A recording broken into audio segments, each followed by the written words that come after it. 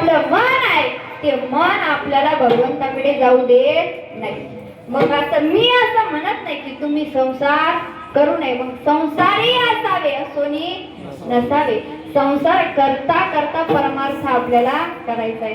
ज्याप्रमाणे आपण जेवण करत असताना लोणचं खातो, बरोबर ना, तोंडाला पाणी येऊ देऊ नका. ज्याप्रमाणे आपण जेवण करत असताना लोणचं खातो, मग आता लोणचं जास्त खातो की भाजी भाकर जास्त खातो?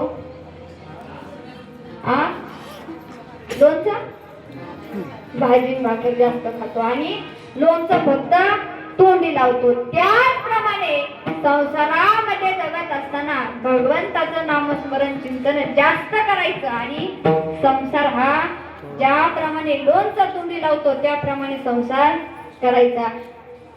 आता कमळाचं फूल सर्वांना माहिती आहे, ते कुठं असतं? पाण्यात, बरोबर ना.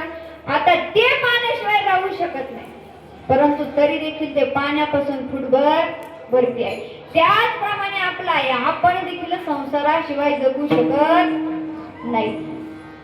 मग त्याचप्रमाणे आपल्याला देखील करायचंय की संसारामध्ये राहायचंय, पण संसार करता करता परमार्थ करायचंय. मग तुकोबराय काय सांगतात की या संसारामध्ये आलात तर काय करा? अभंगाचं प्रथम कर. पंढरीची जाणे आलं तो संसारा, पंढरीची जाणे आलं तो संसारा, पंढरीची जाणे आलं तो संसारा, पंढरीची जाणे आलं तो संसारा, पंढरीची जाणे आलं तो संसारा, पंढरीची जाणे आलं तो संसारा, पंढरीची जाणे आलं तो संसारा, पंढरीची जाणे आलं तो संसारा,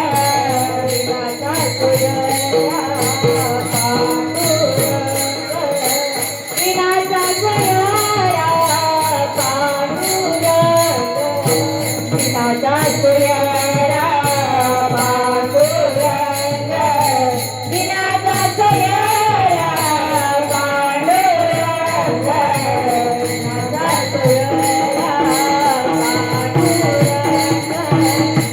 विनाचा सोयरा पांडुरंग, विनाचा सोयरा पांडुरंग, पाय उभारते आल्याची काळी, वाट पाय उभारते आवडी, वाट पाय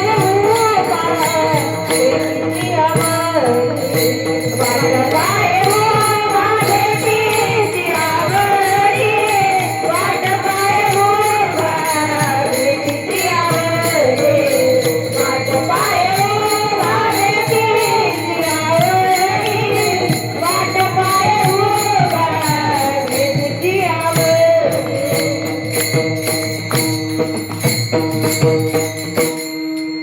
पंढरीची दारे आल्यानो संसारा, दिनाचा सोयरा पांडुरंग. पंढरीची दारे आल्यानो संसारा, पण तुकोबराय सांगतात वारी करा. मग वारी का करायची? जर भगवंताची वारी करत असताना, वारीमध्ये चालत असताना जर आपण भगवंताचं नाव घेतलं तर आपल्या पावला पावलाला यज्ञ घडत असतो. तसं नाम घेता वाट चाले, यज्ञ पाऊला पाऊले. परंतु केव्हा घडतात? जर आपण वारीमध्ये भगवंताचं नाव घेतलं तर. नाही तर आपण अगं तिच्या सुनाचं तसं, हिची सून तशी आणि तिची सून अशी, असं म्हटल्यावर पावला पावलाला यज्ञ घडणार आहे का? तर नाही. ज्या वेळेस आपण वारीमध्ये आहोत त्यावेळेस आपल्याला नामस्मरण करायचंय. मग त्या भगवंताचं नामस्मरण केल्याने काय होईल सांगून जाईल. गोरोबा काकांचं लग्न झालं. आता लग्न झालं परंतु त्यांचं संसारामध्ये चित्त नव्हतं. ते भगवंताचं नामस्मरण करायचे. आता गोरोबा काकांच्या विचार केला की बरेच दिवस लग्नाला झाले, माझ्या मुलीला अजून मुलगा झालं नाही, म्हणून आपल्या दुसऱ्या मुलीचं लग्न त्यांच्याशी लावून दिलं. आता त्यांच्याशी लग्न झालं आणि सांगितलंय बघा, माझ्या पहिल्या मुलीला जसं प्रेमाने वागवलं तसं हिला सुद्धा वागवा. आता पहिल्या मुलीला जसं वागवायचं तसं तिला देखील तसंच वागवलं. परंतु आता यांनी दोघींनी विचार केला, आपला देखील संसार आहे, आपल्या प्रपंचाला कुणीतरी वारसदार पाहिजे. बरोबर ना महिला मंडळ?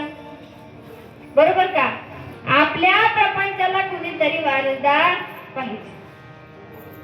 त्यामुळे त्यांनी विचार केला आणि त्या म्हणाल्या, आज संध्याकाळी आल्याच्या नंतर गोरोबा काका झोपले की त्यांच्या अंगावरती हात टाकून झोप.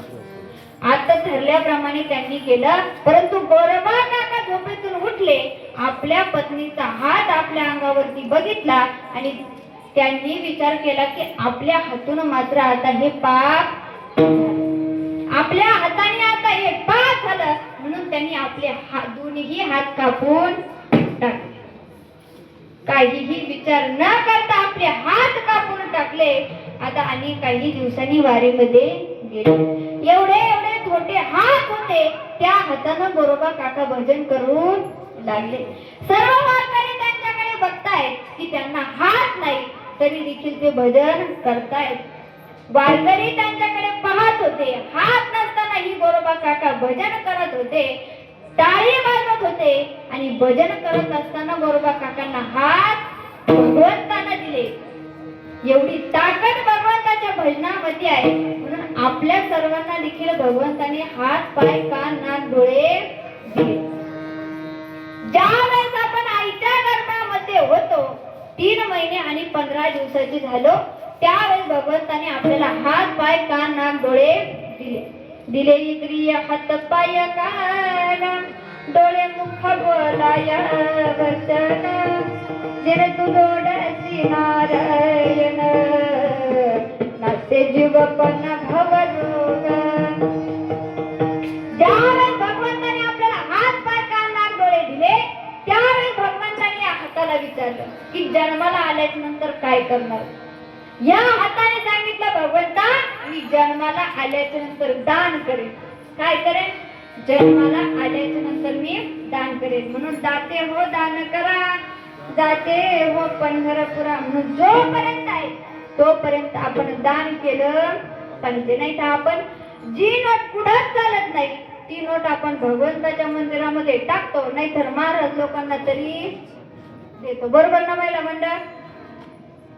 असं आपलं काम आहे. असं आपण दान करतो, तसं दान करायचं का? तर नाही. जे दान